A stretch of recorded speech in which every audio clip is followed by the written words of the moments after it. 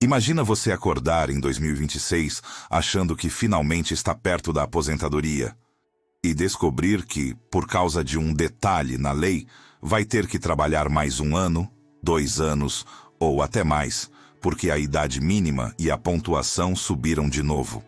É isso que está acontecendo com milhões de trabalhadores que já tinham mais de 20, 25, 30 anos de contribuição antes da reforma e agora estão esbarrando nas novas regras de transição.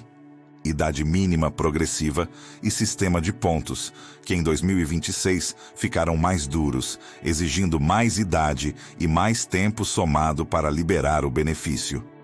Neste vídeo, eu vou te mostrar, com calma e em linguagem simples, o que exatamente mudou na aposentadoria em 2026.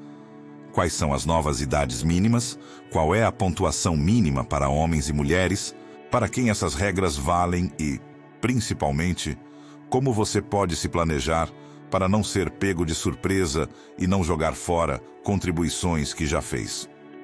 Fica comigo até o final, porque você vai terminar este vídeo sabendo em qual regra de transição pode se encaixar, o que falta para você e quais passos precisa dar agora para não descobrir lá na frente que poderia ter se aposentado melhor ou mais cedo. Vamos começar com a pergunta que está tirando o sono de muita gente. Afinal, por que a aposentadoria ficou mais difícil em 2026? Não é que tenha sido feita uma nova reforma da Previdência agora. O que acontece é que a reforma aprovada lá em 2019 já previa que, ano após ano, as regras de transição iam ficar mais rígidas. A idade mínima sobe de 6 em 6 meses e a pontuação exigida aumenta 1 ponto por ano. Em 2026, essas travas automáticas subiram de novo. E é isso que está complicando a vida de quem ainda não tinha completado todos os requisitos até 31 de dezembro de 2025. Existem várias regras de transição, mas 2 são as que mais sentiram mudança em 2026. A regra da idade mínima progressiva e a regra dos pontos, que soma a idade com tempo de contribuição. Essas 2 são as grandes responsáveis pela sensação de puxaram a corda de novo, que muita gente está sentindo. Na idade mínima progressiva, em 2026, os requisitos passam a ser: para mulheres, 59 anos e 6 meses de idade, com pelo menos 30 anos de contribuição. Para homens, 64 anos e 6 meses de idade, com pelo menos 35 anos de contribuição. Ou seja, o tempo mínimo de contribuição não mudou. Continua 30 e 35 anos. O que sobe, ano após ano, é a idade mínima, que em 2025 era menor, e agora, em 2026, deu mais um salto de 6 meses. Já na regra dos pontos, que muita gente conhecia como antiga 86-96, a lógica é outra. Nessa regra, você soma a sua idade com o tempo de contribuição. Em 2026, a pontuação mínima exigida passou para 93 pontos para mulheres, com pelo menos 30 anos de contribuição. 103 pontos para homens, com pelo menos 35 anos de contribuição. Isso significa que se você é mulher e tem, por exemplo, 58 anos de idade e 32 anos de contribuição, sua pontuação é 90. Ainda não é suficiente, porque o mínimo é 93. E se você é homem com 61 anos de idade e 38 de contribuição, sua pontuação é 99. Também não chega nos 103 exigidos em 2026. Percebe o peso disso? Quem estava muito perto de se aposentar pela regra dos pontos em 2025, mas não conseguiu dar entrada a tempo, entrou em 2026 precisando de 1 ponto a mais. Às vezes, o equivalente a mais alguns meses de espera. E ano que vem, se não se aposentar, essa pontuação sobe de novo, e assim sucessivamente, até o teto final previsto na reforma. É aqui que muita gente se confunde. Se você já tinha completado todos os requisitos até 31 de dezembro de 2025, tem o chamado direito adquirido, e não é obrigado a se submeter às exigências novas de 2026, mesmo que só dê entrada no pedido agora.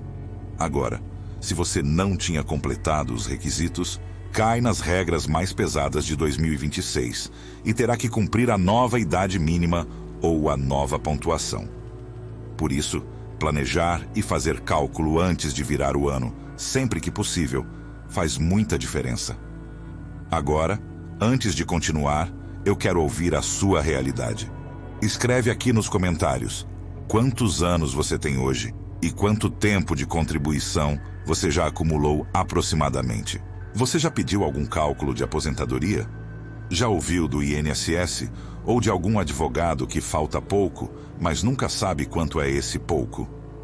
Compartilha aqui, porque esses comentários ajudam a trazer casos reais para o canal e podem virar exemplos em próximos vídeos, sempre preservando seus dados pessoais. Vamos seguir, porque tem mais coisa importante. Além dessas regras de transição, continua existindo a aposentadoria por idade. Para quem já contribuía antes da reforma de 2019, a regra de transição da aposentadoria por idade em 2026 é a seguinte: mulheres, 62 anos de idade e, no mínimo, 15 anos de contribuição.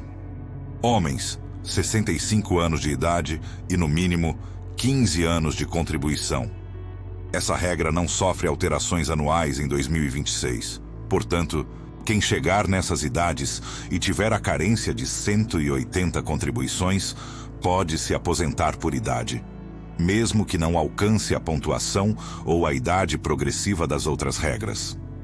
Para muita gente que começou a trabalhar cedo, teve períodos em atividades pesadas ou especiais, ou tem muitos anos de contribuição, as regras de pontos ou de idade progressiva podem ser mais vantajosas, porque às vezes permitem se aposentar mais cedo ou com valor melhor. Mas para quem tem contribuições mais espaçadas, muitas pausas na carteira ou começou a contribuir mais tarde, a aposentadoria por idade pode acabar sendo o caminho mais simples, mesmo que seja alguns anos depois de ter completado o tempo mínimo de 15 anos. Além dessas, ainda existe a regra do pedágio, como a do pedágio de 100%, que mistura a idade mínima com um pedágio em cima do tempo que faltava na data da reforma.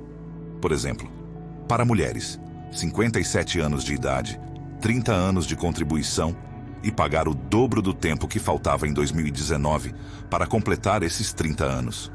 Para homens, 60 anos de idade, 35 anos de contribuição e também o pedágio de 100% em cima do tempo que faltava em 2019. Essa regra não mudou em 2026 na parte de idade, mas continua exigindo um cálculo muito bem feito para ver se compensa. Diante de tantas regras, é normal ficar com a sensação de que a aposentadoria ficou mais difícil em 2026. E, em certo sentido, ficou mesmo, porque a idade mínima progressiva subiu. Agora são 59 anos e 6 meses para mulheres e 64 anos e 6 meses para homens. A pontuação na regra dos pontos aumentou. Agora são 93 pontos para mulheres e 103 para homens. Quem ainda não fechou os requisitos vai precisar trabalhar mais um pouco, e essa exigência vai continuar subindo ano a ano. O que não dá é para continuar no achismo ou repetindo regras de antes da reforma, como aposentadoria por tempo de contribuição simples sem idade mínima, porque isso acabou para a maioria dos casos novos. Em 2026, quem não tinha direito adquirido vai sempre esbarrar em alguma combinação de idade mínima, tempo de contribuição e pontuação. Então, o que fazer na prática para não ser engolido por essas regras? Primeiro, descobrir a sua situação real no INSS.